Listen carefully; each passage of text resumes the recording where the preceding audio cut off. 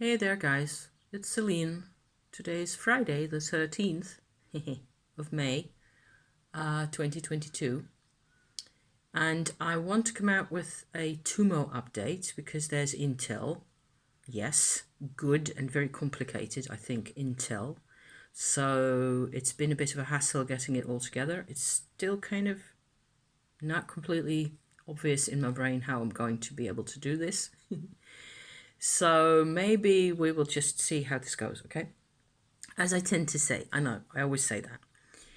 I got this really pretty quartz crystal. It's kind of like a Lemurian, I think, because it's got striations and etchings all around. I don't know if you can see that. But it's a good stone for focusing. So that's mainly what I need, because I was doing all sorts of other involved astrology things up until 5 minutes ago. But I decided yesterday, and I decided, I think, on Monday and on Tuesday, that I need to do this Tummo update. So here I am. Okay. So there's a couple of things here. I'm going to put my cup of tea just a bit further on, where I have to reference you back to things I've talked about before. I will talk about my husband a bit more because he's my main guinea pig in this whole thing. There's the whole twin, vanished twin situation, womb twin survivor situation that hangs in with my husband, okay? There's my Tummo practice, and there's chakras. So far, that's what people are calling them, and so I will just follow along, chakras inside the earth that have to do with how we physically incarnate, how we become a person in a body, okay? So those are kind of my sort of my main access points in this whole story here. I had been wondering up until this point, or up until a couple of weeks ago, whether you would be able to tell if you're really focused and really in your healing magician mode, focusing on those energies, which I can do certainly from doing all my Tummo training recently. I have become more and more aware of where the Shakti energy goes, where the Kundalini energy, aka, goes, not only in the body, but also outside it and in the earth underneath it. For myself or for my husband, I can see it in other people too, if I were to, to need to do that. I don't think I will ever, that's another rabbit hole, because whether you're allowed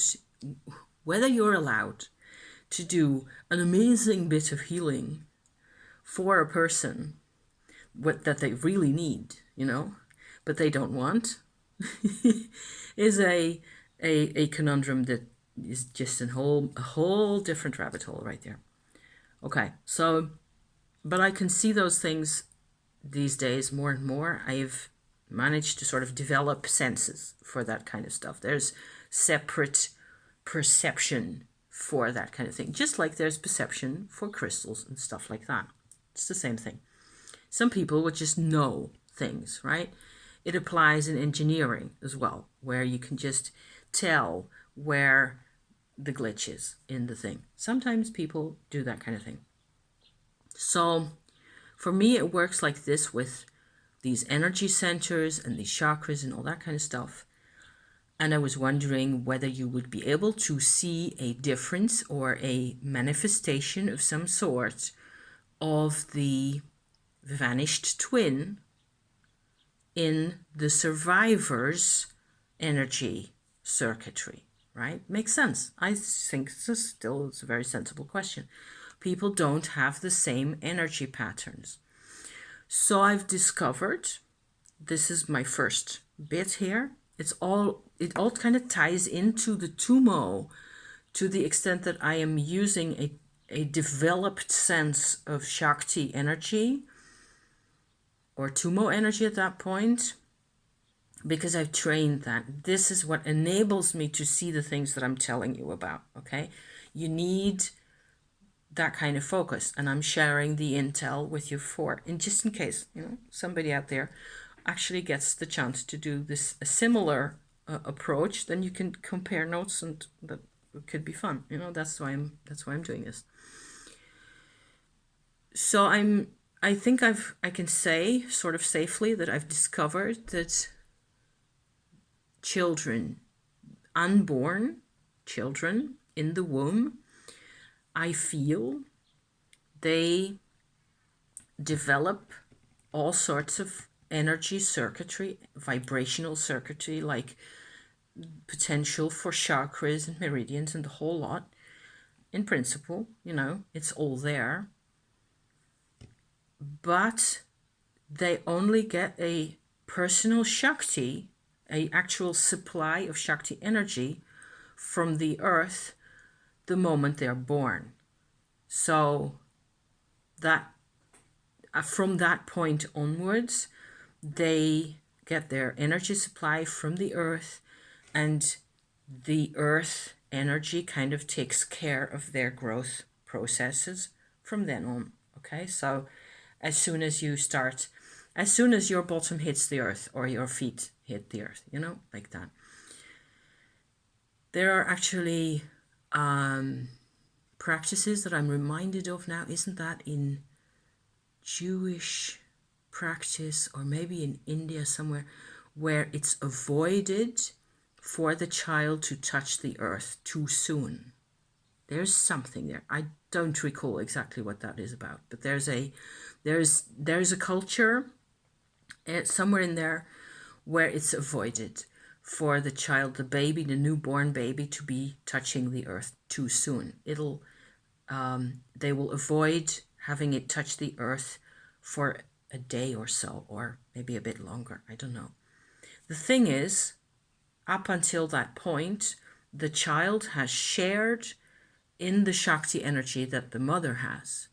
Okay? So I was looking at all these things in my meditation with my husband, in my approach to his energies. And I was seeing basically the point where the fact that my mother-in-law, who's by now past deceased quite a few years ago, she was a frail, small woman who didn't have the capacity and the Shakti, basically, resources to give birth to twins, to nurture and let grow inside her and then give birth to a set of twins. She had maximum strength for just one. And it was like her Shakti in her own body was insufficient. That's the easiest way to say it. There was simply not enough energy supply for her to do two kids at the same time. And so a decision was made, probably by her Shakti, in sort of reading the signals in her body at the time, to where at first there was some kind of a crazy idea going on that they conceived two children, and then one was, so to speak, discarded. One was sent away again. But there's a Shakti premise here where the mother's Shakti energy actually makes room for the creation of the bodies, at least, of these children. And there's lots of women who manage children, or even triplets or more, in some form or other. I won't say it's easy for them. I don't think childbearing is ever easy. But in the case of this woman here, my mother-in-law, she really had to make a choice, and at some point to decide, okay, I will pick this one who seems most motivated. It was very early in the pregnancy. I don't think anybody ever noticed anything. She's no longer here for us to harangue her about how it went, or whether she had any bleeding, or none of that has to be noticeable in any way for there to actually be vanished twin symptoms in the psychology of the survivor 30, 40 years later down the line. Because that's all, all that is on the internet. And none of this, in terms of the vanished twin thing, is information that comes from me. You can check this online quite easily. So I think that the Shakti to be of the new persons, the new babies, the new people, is actually sort of contained within the mother's Shakti energy at that point. Okay? She organizes herself, she being the Shakti behind the woman and inside her.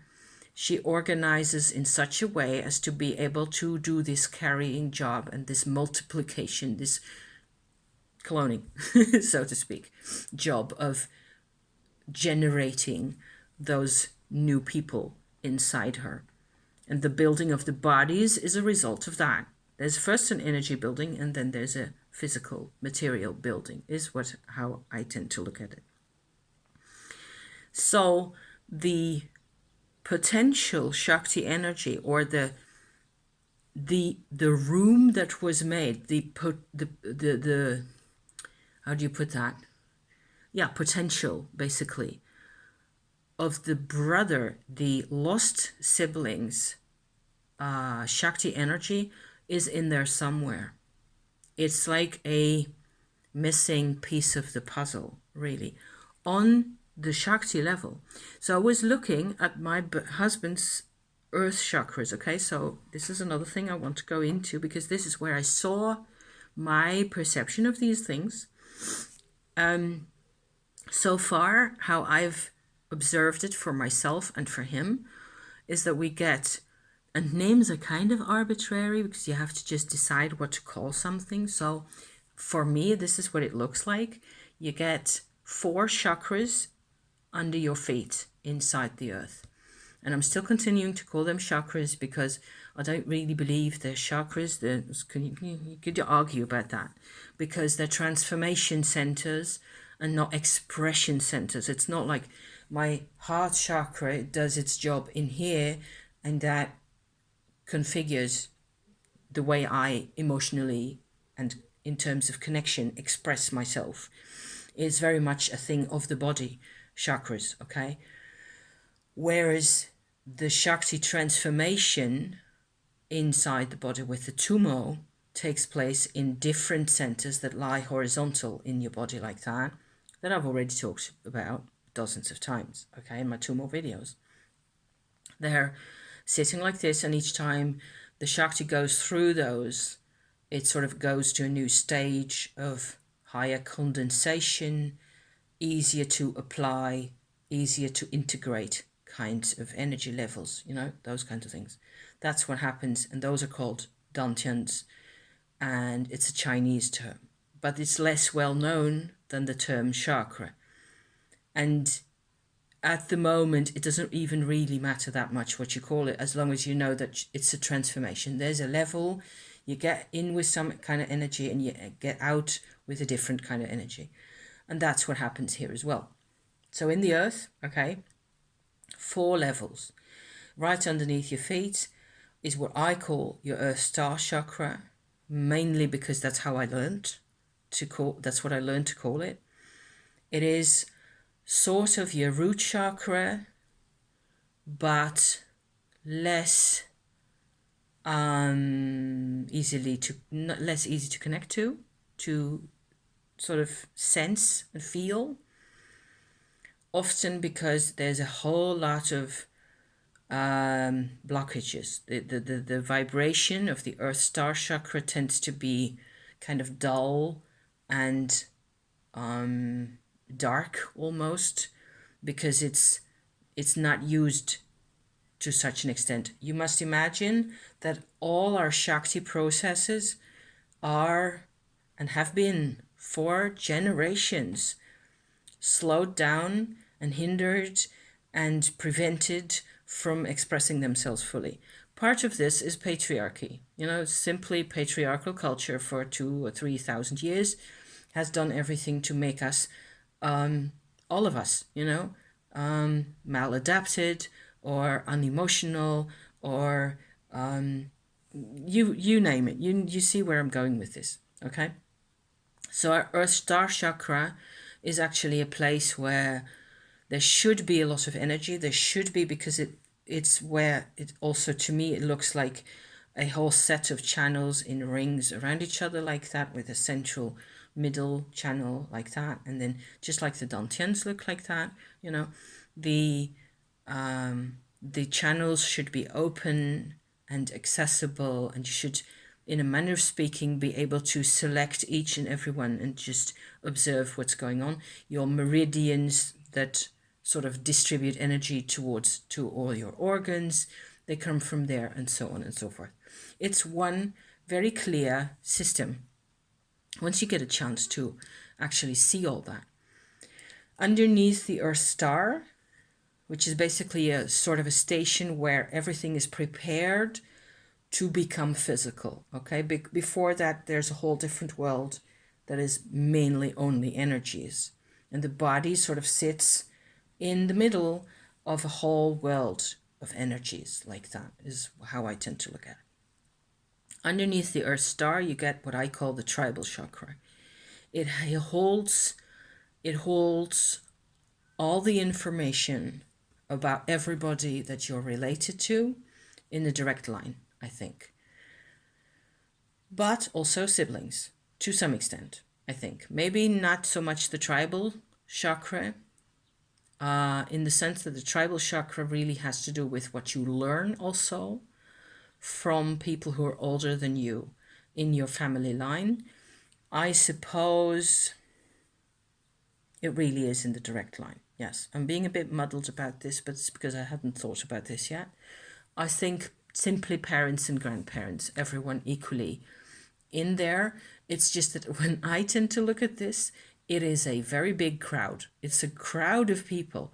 So there's ideas there that I can kind of see are, yes, it's energy and it's also ideas at the same time. It's the same thing, okay? They're inherited, that I have inherited. As I look at my own tribal chakra, I see 100 people at least with ideas. Each and everyone has different ideas, and they're inherited. I've inherited stuff and they have inherited stuff, and they have, so there's endless roots and branches of ideas going back in time. So it tends to get very compact, and it's very easy for the tribal chakra to block out a lot of your own personal Shakti energy. One of the first things I've learned in my whole Tummo practice over the past year that actually made so much sense to me is that you get to see the distinction between your self energy in the Shakti that actually ends up in your person. You don't see that. If you go inside the earth with your processed Tummo energy, you learn to see and feel the difference between your self energy and your tribal energy, because they're wildly different. They're not even comparable. To think that every person has both, you know?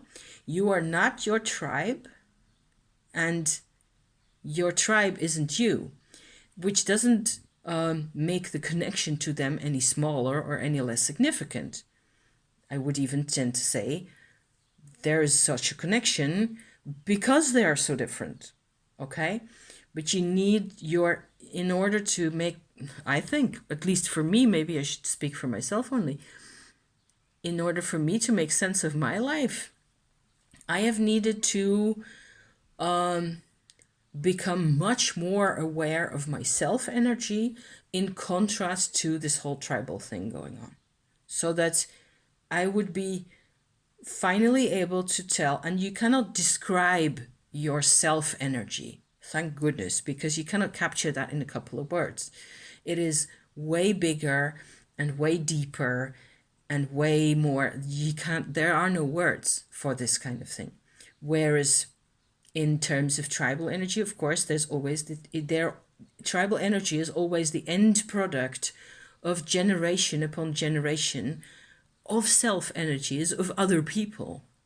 but as they express themselves. So they're end products of end products. See? Down the line. Whereas what you get in your self energy is direct from the earth.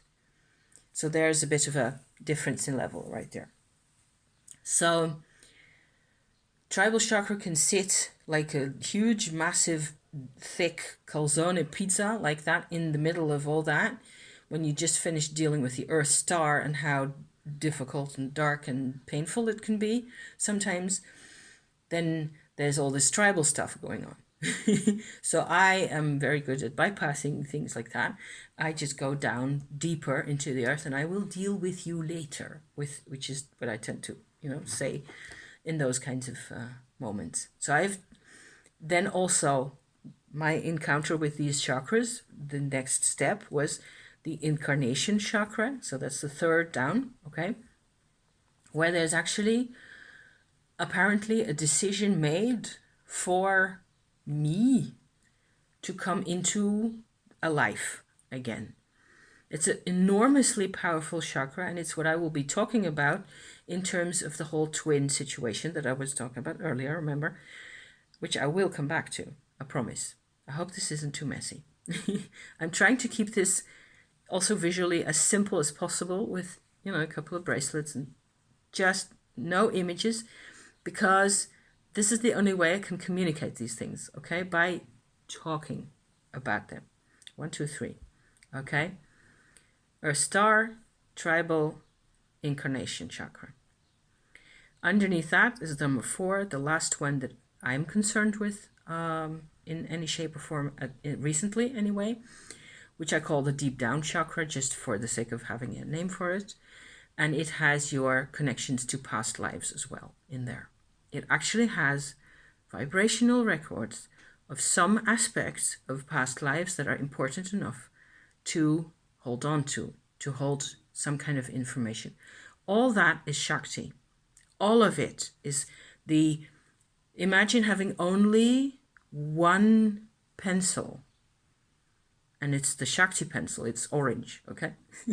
So you can imagine this in all sorts of ways. The deep down chakra is large, and it has all these little sort of buds and stalks sitting on it, which each of one is a previous life, a memory, if you like, of a previous Shakti state of things, right? And in the middle of that comes up this thread that goes into your Incarnation Chakra, the next step, to begin a life once more, which is this life, okay? So I'm just repeating myself here. I've described this a couple of times already, but I think it's worth talking about. This is my own direct experience. Like I said, for myself and for my husband, I've seen the same pattern repeating itself. I'm fairly convinced there may be other levels in there. There may be other chakras. I suppose it depends on your experience, right? This is my take on these things. So there you go. So for the twin thing, the vanished twin Shakti mother and children situation in terms of Shakti and Tummo, I was going with my husband into his Incarnation Chakra, okay? This is something that happens at night. It has to be 100% silence around you. You have to have the focus, you have to have the connection, you have to have the other person be completely okay with your investigating and prodding around and fiddling with things down there. It's such a matter of trust. You have to, you have to be really cool about this, both of you.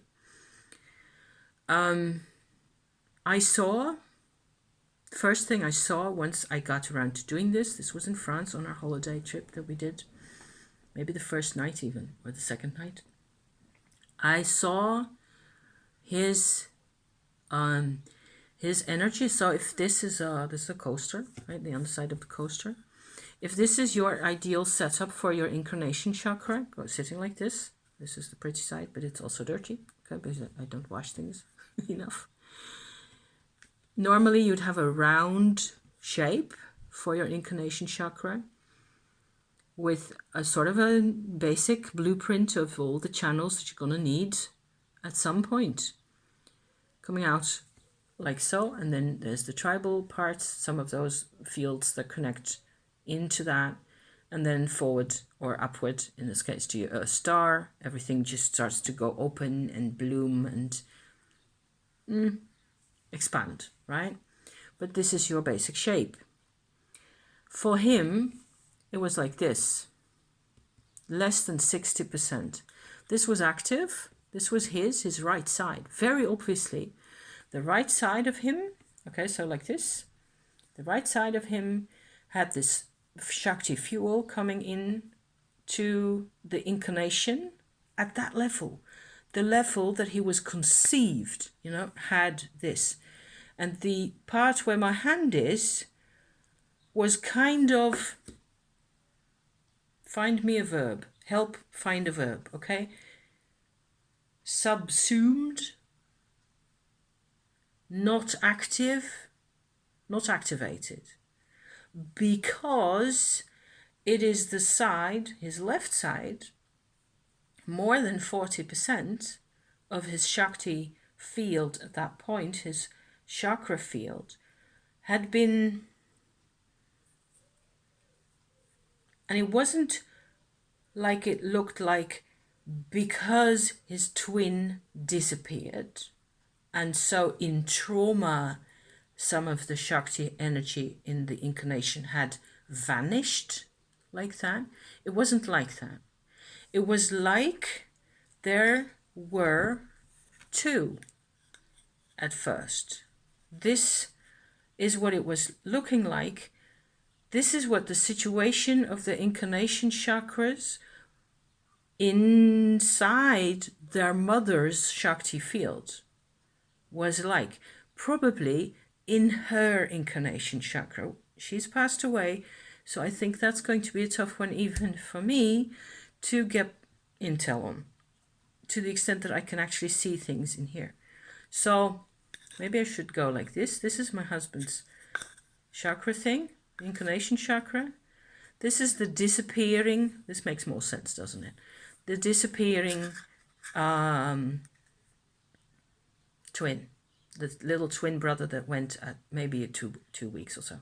He'd already gone. So they were teeny tiny. But in terms of energy, everything was already there. In terms of energy, change is really slow. Okay? We are the ones experiencing everything at multi-dimensional speeds, So this is what that looked like, going like this. Just over half of the sickle was actually available to him, and all this was mainly originally meant to be a twin Shakti system. Like a Shakti system, if you like. It's just something that just pops into my brain right here. So what I did is, just remember the shape of this line, okay, over here. What I did is I somehow managed, which is how I do these things, by communicating my own Shakti pattern to him at that level, I sort of pushed the boundary line out to here. So instead of having this boundary, I just showed him this is what it's supposed to look like. And I think I actually actively, I don't do this. The Shakti does it, okay? The Shakti energy goes in there and says, in a way, you're not complete. Let me expand you this way. A week later, we are now a week later, so let's say about 6 days later, I can see last night before last, that there's a whole new light that has come in that area. He can tell that he's got more energy in the left side of his body. So those things are actually physically noticeable by now. I'm hoping that he will be less tired, But a lot of this actually on this level of work, it takes quite some time to rewire itself properly.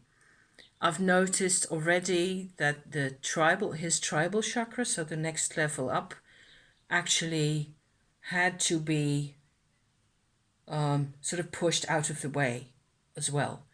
Because to the extent that you only have half an incarnation chakra, it's going to all fill up with tribal stuff. Other people's stuff, your dad's stuff, your mom's stuff is going to just brick up the whole thing. It's just going to be stuffed with bricks, okay, all over. So I'm very curious to see where this is all going in the near future, or in the more distant future, in terms of getting that energy to sort of be properly reintroduced into a body that doesn't know it, really. Although Shakti is always familiar, and the muscles and the nerves that I can tell already feel like he's got this like arthritic hands a bit, knuckles in his hand that tend to get really, mine are fine still, but he's 7 years older than me, so yeah.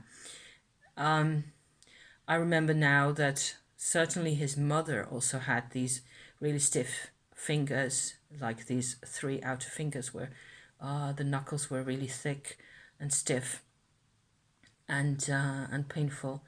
So it's quite likely that she herself, whether she was a vanished twin or not, already had a partially successful incarnation chakra problem going on there, So you see, this is why this is so difficult to talk about. Most of these things I have figured out now as a result of my Tummo, because I was looking at my own patterns. I was so interested in getting into all these past lives and all that stuff, but it doesn't seem to be really important enough for me at the moment. I see that my battery is way down. I think I'm done with my Tummo update to this extent.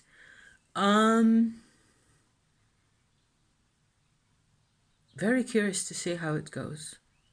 Actually, he does seem more relaxed as well, happier, more cheerful in himself. We will see, as time will tell. Half an hour? Yes, just over.